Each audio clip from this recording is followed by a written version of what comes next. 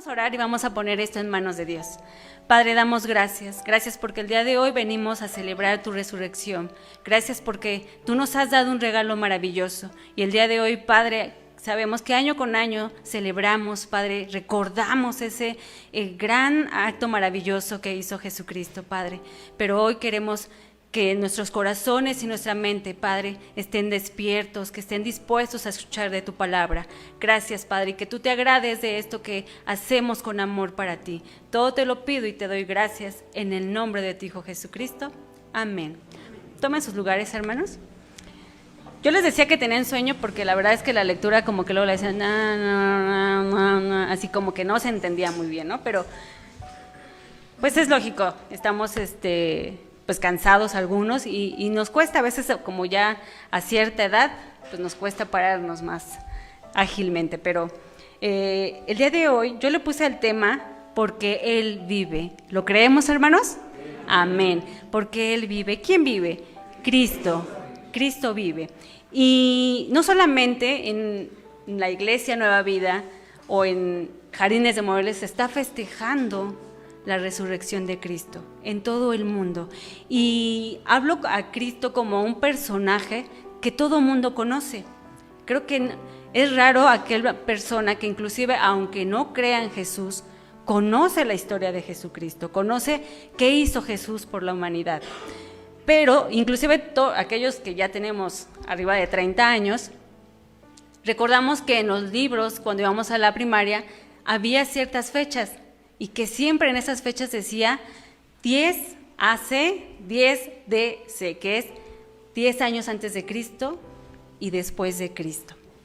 Y todos lo conocíamos, inclusive de niños conocíamos la palabra Cristo o el nombre de Cristo.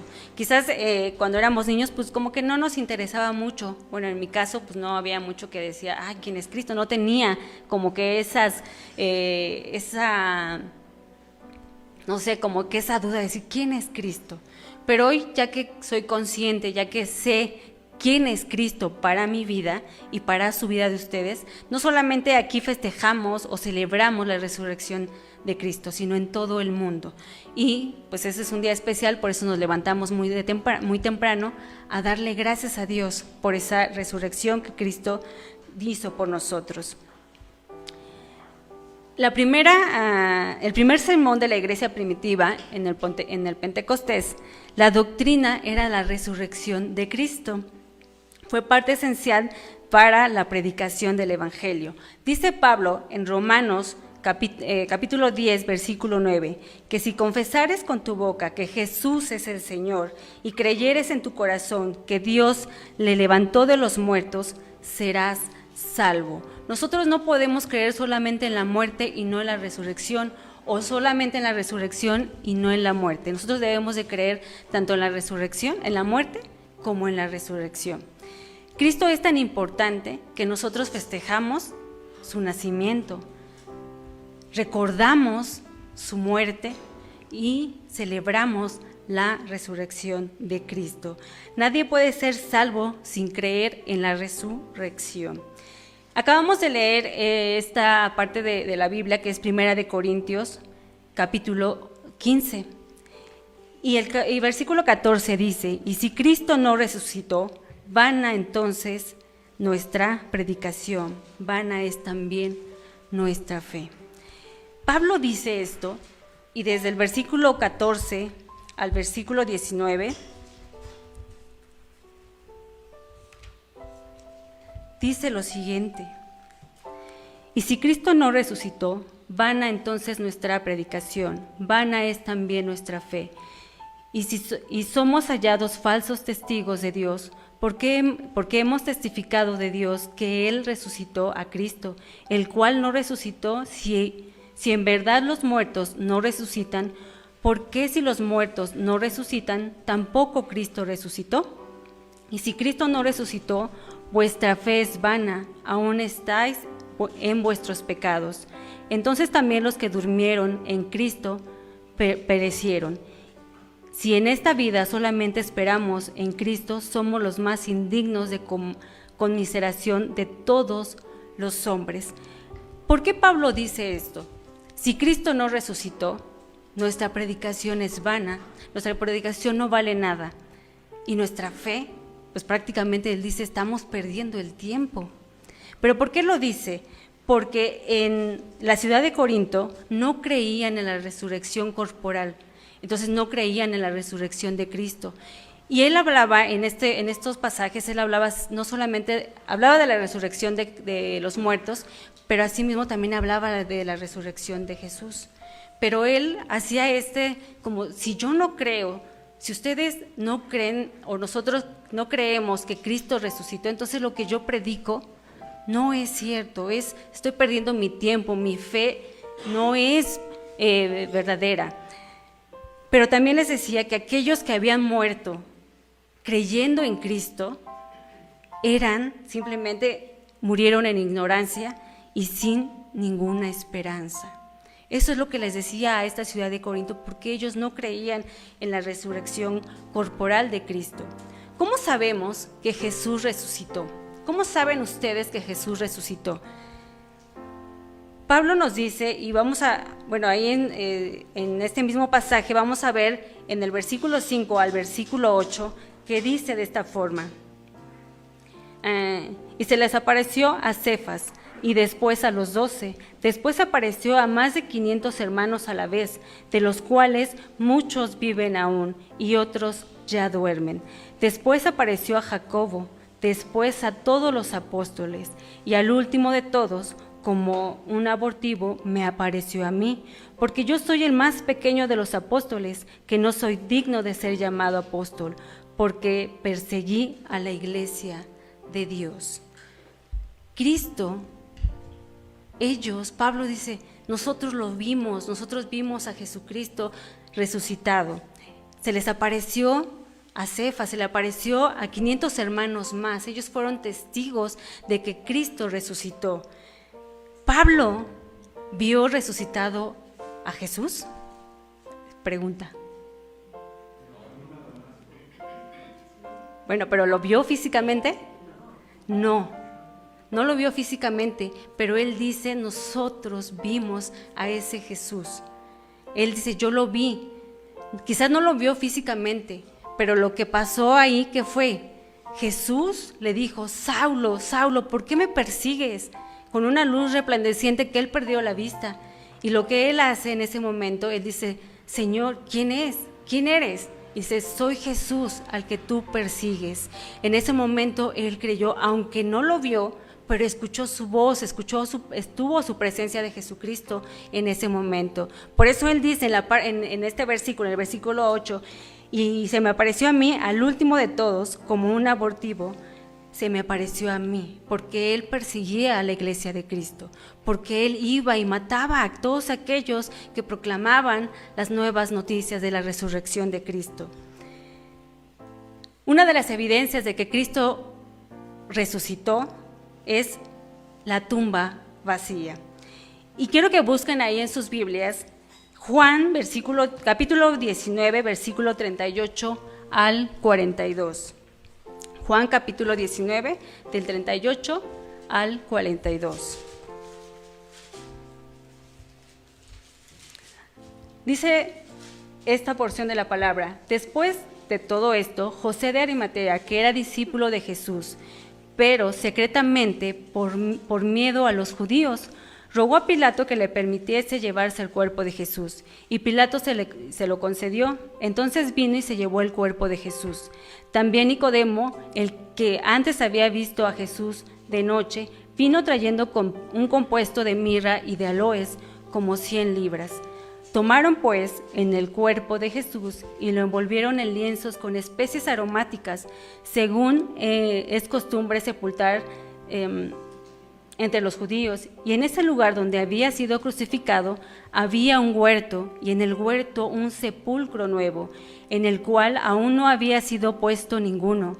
Allí pues, por causa de la preparación de la Pascua de los judíos, y porque aquel sepulcro estaba cerca, pusieron a Jesús. Y quiero que vean estas imágenes. Bueno, los que están allá atrás de la pantalla pues no la van a poder ver, pero pueden imaginársela.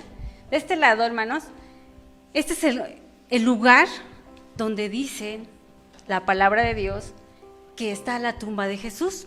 Y en el versículo 41 que leímos, dice, y en el lugar donde había sido crucificado, ¿dónde fue crucificado Jesús?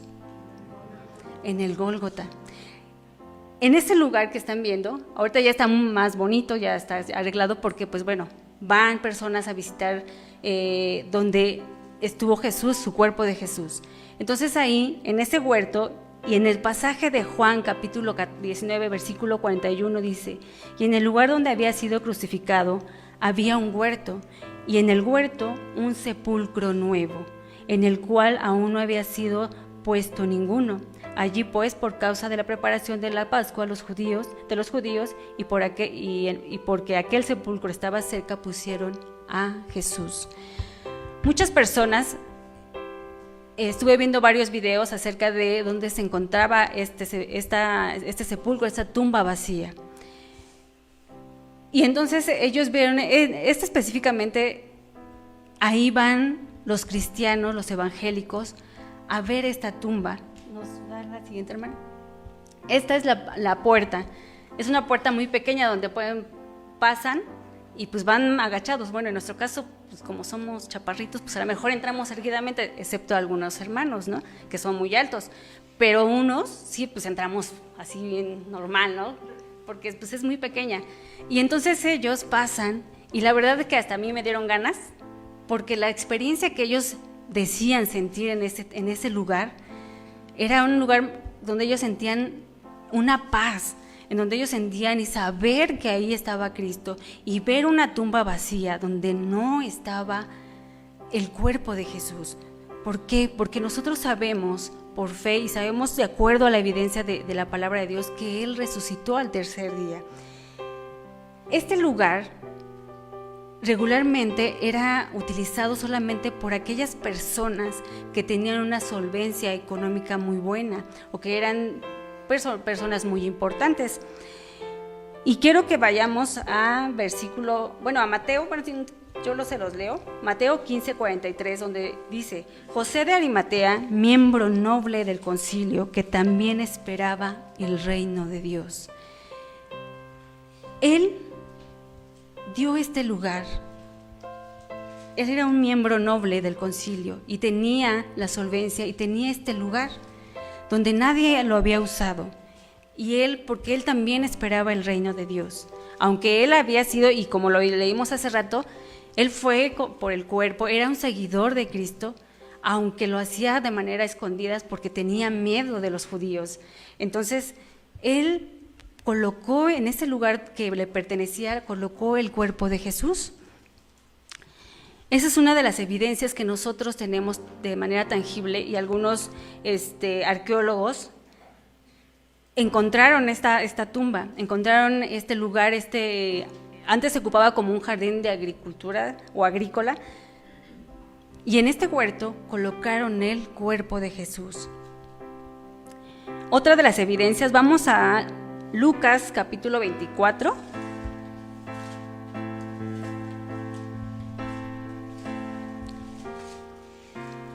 Del versículo 1 al versículo 12.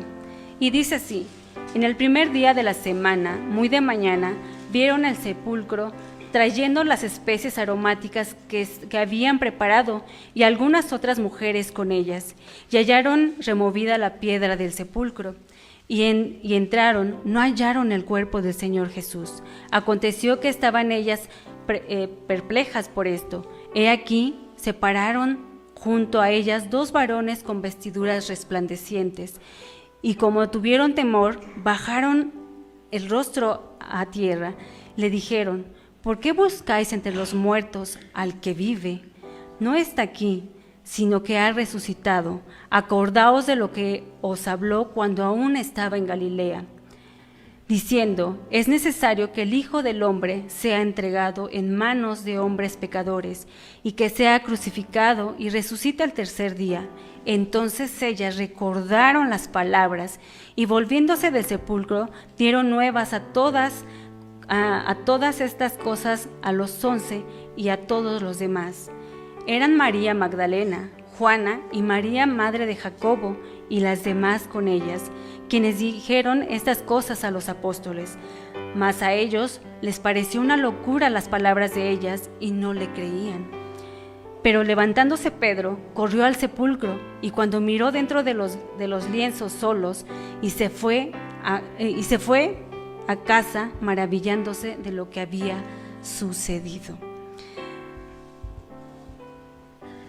Si recordamos en la ley judía, para que algo fuera válido, tenía que haber 2 o más testigos. Los testigos aquí, ¿quiénes fueron? Las mujeres. Ellas fueron las primeras que vieron que el cuerpo no estaba, que el cuerpo de Jesucristo no estaba.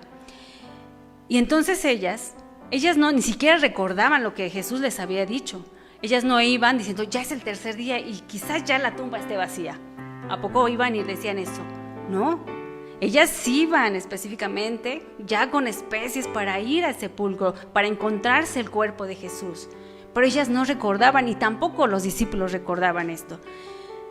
Ellas fueron los primeros testigos de que la tumba estaba vacía. Pero ¿qué creemos? A las mujeres no se les creía en ese entonces. Y entonces, aunque ellas eran más de 2 testigos, ¿quiénes mencionan aquí? A María Magdalena, a Juana y María, la madre de Jacob. Ya eran 3 personas, eran 3 testigos, más aparte las mujeres que iban con ellas. Pero sin embargo a las mujeres no se les tomaba en cuenta como testigos. Y inclusive ellas fueron y les contaron a los discípulos y ellos tampoco les creyeron. Pedro, pues ya sabemos cómo era Pedro, ¿no? Y entonces Pedro fue y dice, pues yo no creo, entonces voy a ir y voy a ver con mis propios ojos si es que la tumba está vacía. Él fue y solamente encontró los lienzos. Y entonces en ese momento él se maravilla de eso. Una de las teorías que dicen es que los discípulos sacaron el cuerpo de Jesucristo. Inclusive los escribas y los fariseos pudieron y pusieron guardias porque pensaban que esto iba a suceder. Pero era algo ilógico. ¿Quiénes estaban cuando Cristo fue crucificado? Juan era el único. ¿Y quiénes más? Y las mujeres.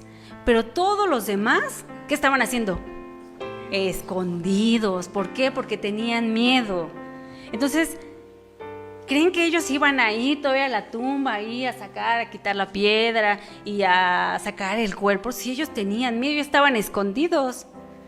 Ellos no, ni siquiera, yo creo que en su mente dijeron, nos vamos a acordar y vamos a ir a sacar el cuerpo de Cristo. No se acordaban de eso, porque tenían miedo. Otros dicen, o otras teorías dicen que sus enemigos de Cristo, los que estaban en contra, los que no creían en Cristo, lo habían sacado también.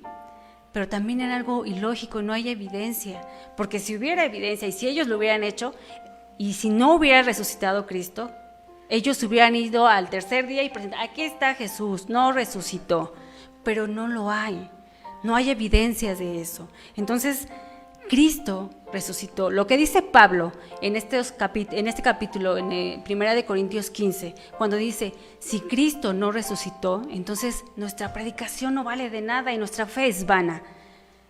Nosotros creemos como una evidencia de la palabra de Dios, porque la palabra de Dios es lo que nosotros creemos, y una tumba vacía donde ya no está Jesús, donde Él y que sus discípulos vieron a Jesús descender a los cielos. Ellos fueron testigos de ello.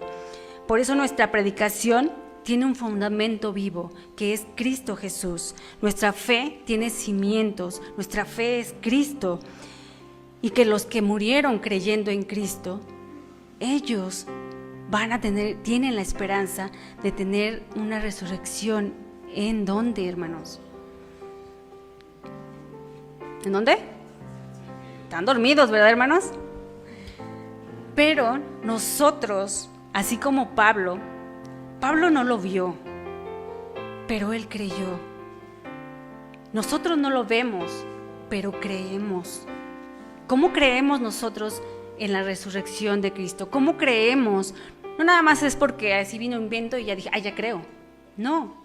Hubo un proceso, hubo una persona que nos habló acerca de Jesús. Hubo alguien que nos dio las nuevas noticias de esa resurrección de Cristo. Nuestra predicación se basa en la muerte y en la resurrección de Cristo. No se basa solamente en una ilusión, porque no es así. Porque si no, Pablo tendría razón. Vana sería nuestra fe. La resurrección es parte del estado de exaltación de Cristo. Jesús fue exaltado y luego de ser humillado. Dice Lucas capítulo 14, versículo 11, porque cualquiera que se enaltece será humillado, y el que se humilla será enaltecido. Cristo resucitó, entonces nuestra ciudadanía no está en este mundo. Nosotros creemos que estaremos con Cristo en el cielo, donde Él ha preparado, y cuando Él se fue, Él nos dijo, y está en las Escrituras, que Él se va para preparar un lugar especial para cada uno de nosotros, para preparar ese lugar. Por eso les digo, hermanos, vive por fe, no por vista. ¿Qué pasó cuando Jesús resucitó? 40 días se les estuvo apareciendo a los discípulos, enseñándoles, pero uno de ellos, incrédulo también, no creyó. ¿Quién fue? Tomás. Tomás no creyó.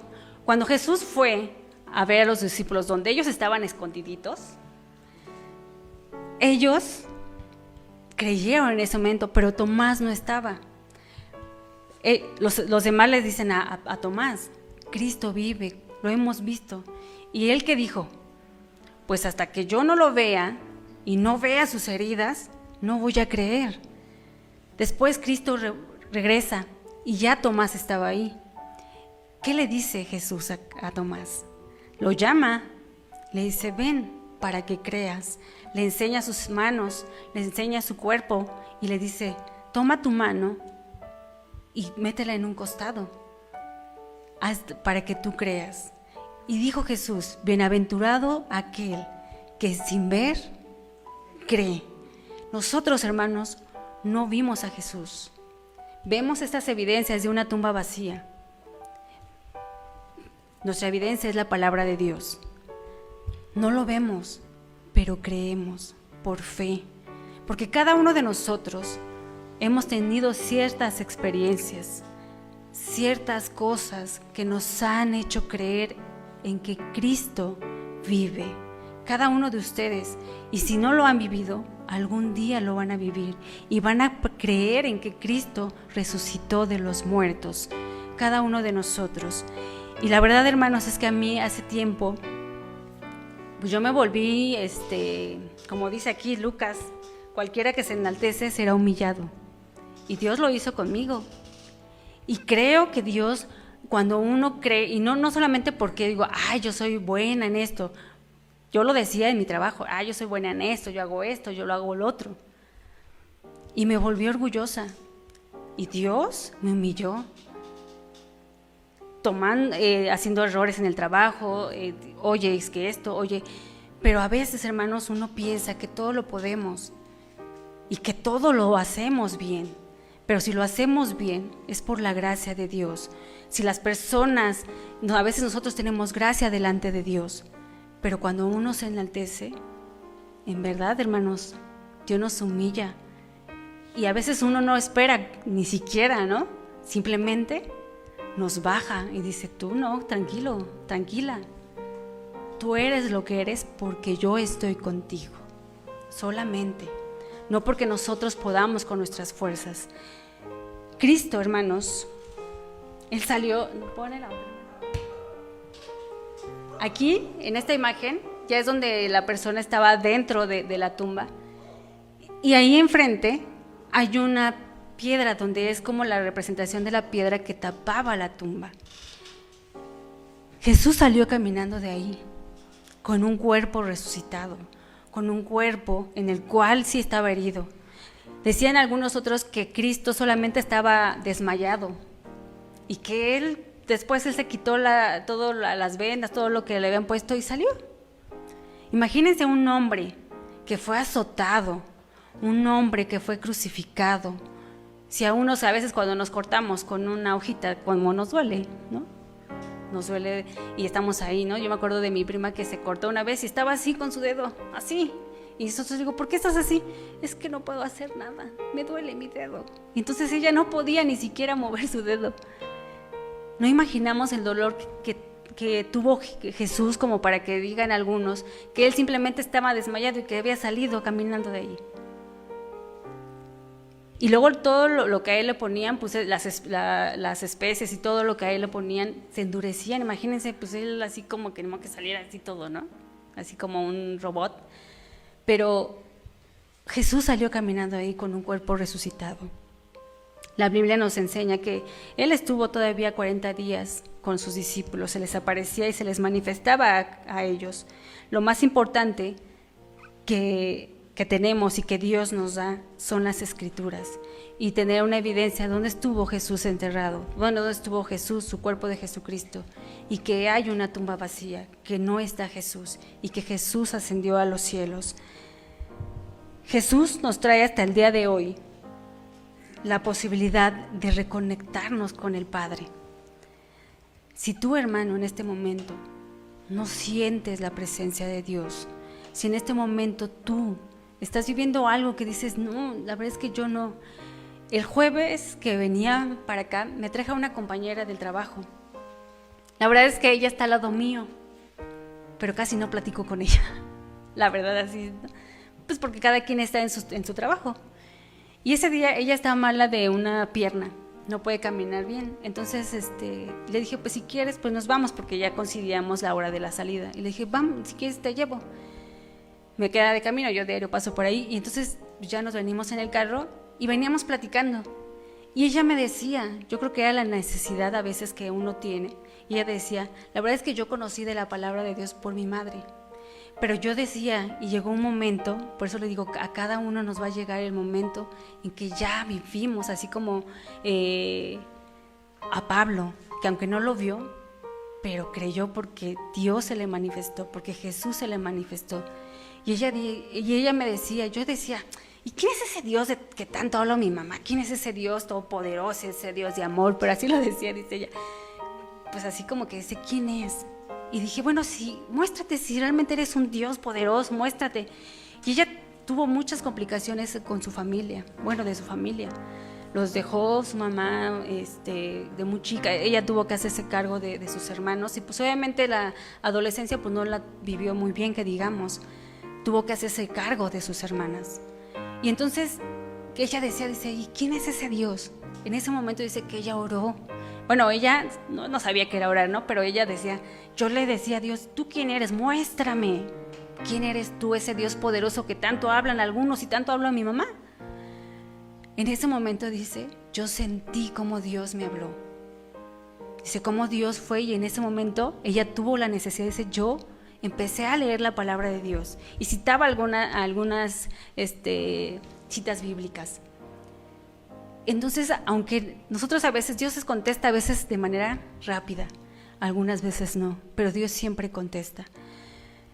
Y yo creo, hermanos, que nosotros tenemos que tener esa fe, esas ganas de decir inclusive que nosotros conocemos y sabemos que la palabra nos dice que es un Dios de amor, un Dios poderoso, un Dios soberano, y creerlo de esa forma, hermanos, de decir, aquí estoy, y tener esa sed como ella tuvo de conocer la palabra de Dios.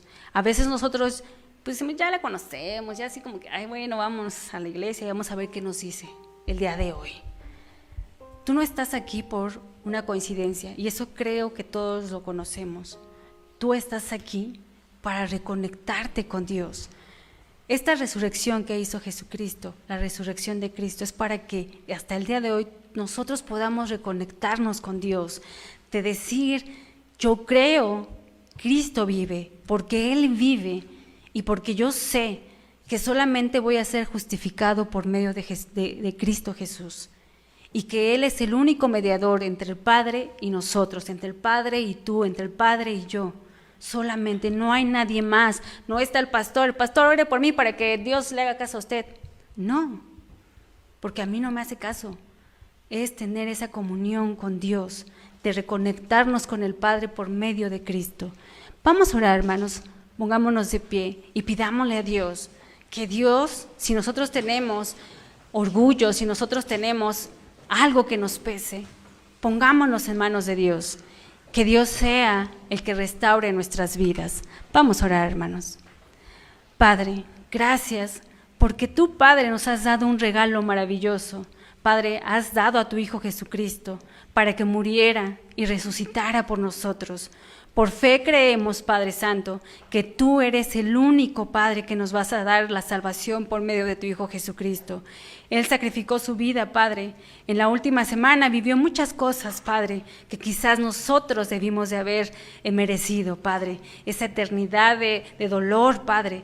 Pero tú amaste a este mundo y diste, Padre, estas nuevas noticias, Padre, de una salvación, donde Cristo subió, ascendió a los cielos, para que Él preparara un lugar especial para nosotros.